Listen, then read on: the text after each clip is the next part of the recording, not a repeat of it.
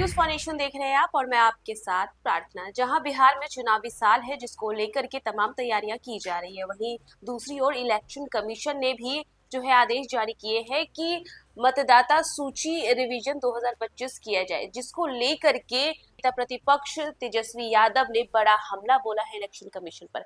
आपको बता दें कि उनका कहना है कि ये जो मतदाता सूची का रिवीजन 2025 का चल रहा है, ये लोगों को भ्रम में डालना है। जी हाँ, उन्होंने बड़ा वार किया है। इसी के साथ साथ आपको बता दें कि उन्होंने अपने सोशल मीडिया एक्स पर पोस्ट करते हुए बड़ा हमला बोला है। उन्होंने अपने सोशल मीडिया पर यह लिखा है कि हम देख रहे हैं कि बिहार में विशेष गहन मतदाता सूची रिवीजन 2025 के नाम पर एक ऐसा अभियान चलाया जा रहा है जो पूरी तरह से भ्रम, अनिश्चितता और दमनात्मक रवैये से भरा हुआ है। उन्होंने आगे लिखा कि 27 जून को हमारी प्रेस कॉन्फ्रेंस में अब तक चुनाव आयोग ने इस विशेष गहन मतदाता रिवीजन अभियान के दौरान कई बार दिशा निर्देशों में बदलाव किया है। कभी योग्यता बदली, कभी दस्तावेज की प्रकृति बदली, तो कभी प्रक्रिया की समय सीमा बदल दी।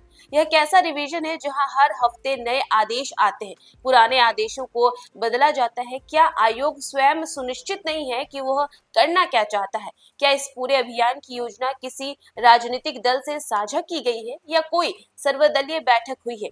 क्या यह एक तरफा और गोपनीय चुनाव साफ सफाई नहीं है? उन्होंने आगे लिखा कि चुनाव आयोग बिहार में गहन मतदाता रिवीजन क्यों करा रहा है, इसके पीछे जो दलीलें दी गई हैं उसे पढ़ने से आयोग और उसकी मंशा कटघरे में खड़ी हो जाती है। आयोग कहते हैं कि पिछली बार गहन मतदाता रिवीजन वर्ष 2003 में हुआ था। उसके बाद राज्य में शहरीकरण, सूचना का समय पर अद्यतन न होना तथा फर्जी और विदेशी नागरिकों के नाम सूची में दर्ज हो जाने जैसी समस्याएं सामने आई। ऐसे में आयोग ने एक बार फिर पूरे राज्य में विशेष गहन रिवीजन कराने का निर्णय लिया। दिए गए कार्यक्रम के अनुसार 1 जुलाई 2025 की अर्हता तिथि के आधार पर रिवीजन कार्य किया जा रहा है। सवाल उठता है कि शहरीकरण, सूचना का समय पर अद्यतन न होना तथा फर्जी और विदेशी नागरिकों के नाम सूचना में दर्ज हो जाने से समस्याएं सामने आने पर यदि मतदाता सूची का गहन रिवीजन कराना जरूरी हो गया, तो यह प्रक्रिया 1-2 साल पहले क्यों नहीं शुरू की गई, ताकि किसी प्रकार की अफरा तफरी नहीं मचती। बिहार विधानसभा का चुनाव नवंबर 2025 में संपन्न हो जाना है और चुनाव से 2 महीने पहले मात्र 25 दिन के भीतर इतना गहन रिवीजन कैसे संभव होगा। उन्होंने आगे लिखा कि आयोग कह रहा है कि बीएलओ 3 बार मतदाता के निवास स्थल पर जाएंगे और अगर बताए गए पते पर जो मतदाता है वो नहीं मिलेंगे तो उनका नाम वोटर लिस्ट से काट दिया जाएगा। मतदाता को गहन रिवीजन के लिए भौतिक रूप से उपस्थित रहना जरूरी है। आयोग के इस नियम का शिकार वे लोग होंगे जो लंबे या छोटी अवधि के लिए घर से दूर रोजी रोटी कमाने जाते हैं। ऐसे लोग चुनाव के समय अपने गांव घर लौटते हैं, वोट डालते हैं, कुछ दिन छुट्टियां मनाते हैं और फिर अपने काम पर लौट जाते हैं। ऐसे लोग तो भौतिक सत्यापन में ही वोटर लिस्ट से बाहर हो जाएंगे। उनको तो कागज दिखाने का भी मौका नहीं मिलेगा, क्योंकि यह संभव नहीं है कि गरीब आदमी अपना कामकाज छोड़कर दूसरे प्रदेश से वोट के लिए सत्यापन कराने घर आएगा। ऐसे लोग में आदिवासी, दलित, पिछड़ा और अल्पसंख्यक की विरादती के लोगों की संख्या सबसे अधिक है। वहीं 2 दिसंबर 2004 के बाद के मतदाताओं को अपने साथ साथ अपने माता पिता दोनों का पहचान पत्र देना होगा। पहचान पत्र के रूप में आधार कार्ड एवं राशन कार्ड मान्य नहीं होगा। चुनाव आयोग द्वारा 11 दस्तावेज को मान्यता प्राप्त की गई है, जिससे उपलब्ध कराया जा सकता है।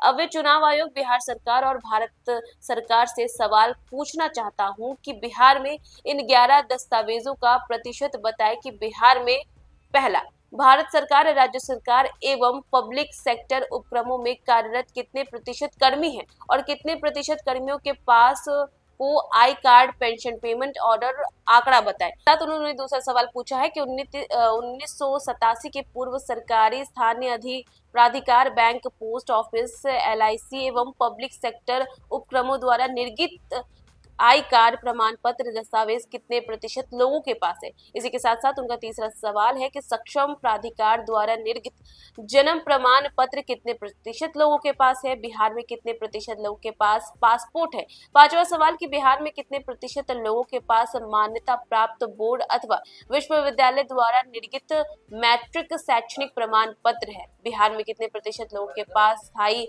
आवासीय प्रमाण पत्र है। बिहार में कितने लोगों के पास वन अधिकार प्रमाण पत्र है। बिहार में कितने लोगों के पास मान्यता प्राप्त बोर्ड अथवा विश्वविद्यालय द्वारा निर्गत मैट्रिक शैक्षणिक प्रमाण पत्र है।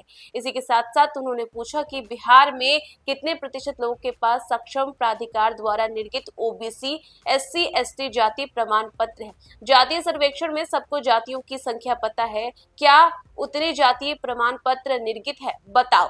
इसी के साथ कितने प्रतिशत लोग नेशनल रजिस्टर ऑफ सिटीजन यानी कि एनआरसी में पंजीकृत है। कितने प्रतिशत लोग राजस्थान प्राधिकार द्वारा फैमिली रजिस्ट्री में है। कितने प्रतिशत के पास सरकार द्वारा भूमि या गृह आवंटन है, इसका भी प्रमाण मांगा है तेजस्वी यादव ने। तो फिलहाल के लिए बस इतना ही। देश दुनिया की तमाम अपडेट्स के लिए देखते रहे न्यूज़4नेशन।